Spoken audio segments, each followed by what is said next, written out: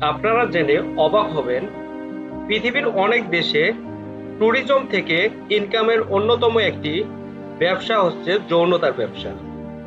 তারা বিভিন্নভাবে ট্যুরিস্টদের যৌনতায় আকৃষ্ট করে টাকা উপার্জন করে থাকে, যেটা দেশের নেট জিডিপি বৃদ্ধিতে সাহায্য করে।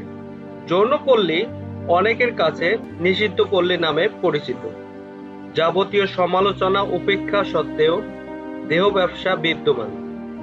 কারণ যাই হোক, কিছু দেশ এই ব্যবসার উপর আইনি নিষেধাজ্ঞা চাপিয়ে রেখেছে, আবার অনেক দেশ দেহ ব্যবসাকে আইনি স্বীকৃতি দিয়েছে।